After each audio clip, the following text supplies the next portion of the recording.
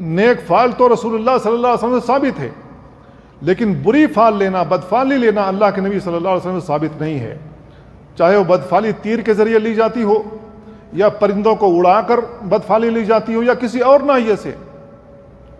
بدفعلی آج بھی لی جاتی ہے، کل بھی لی جاتی تھی۔ مشرکین نے خانہ کعبہ کے اندر ابراہیم علیہ السلام اور اسماعیل علیہ السلام کی تصویر بنا رکھی تھی، اور ان کے ہاتھ میں پانسے کے تیر تھما رکھے تھے۔ ایک پر لکھا ہوتا یہ کام کرو، دوسرے پر لکھا ہوتا نہ کرو، تیسرا خالی ہوتا۔ جب مشرکین کو کوئی اہم کام کرنا ہوتا، خانہ کعبہ کا دروازہ کھولتے اور اسی پانسے کے تیر کو جو ابراہیم علیہ السلام کے ہاتھ میں دے رکھا تھا، اس میں سے آنکھ بند کر کے کوئی ایک تیر نکالتے۔ اگر کرنے والے تیر نکل جاتا تو اس کام کو کرتے تھے، اگر منع والا تیر نکل جاتا اس کام کو نہیں کرتے تھے، اگر خالی نکل گیا تو پھر دوبارہ فال لیتے تھے۔ یہ ان کی بدفعلی تھی۔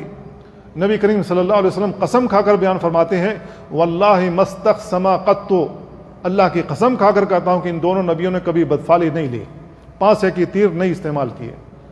لیکن ان مشرکین کا عقیدہ بگڑا، اور یہ مشرکین ابراہیم علیہ السلام اور اسماعیل علیہ السلام کے دین سے پھر گئے اور اس کے اندر نئی چیزیں نکالیں، تو انہی نبیوں کے ہاتھوں میں پانسے کی تیر تھما دیے۔ تو میرے بھائیو، یہ بدعقیدگی ان کے اندر موجود تھی۔ تو آج بھی یہ بدعقیدگی موجود ہے کہ لوگ اس مہینے کو برا سمجھتے ہیں،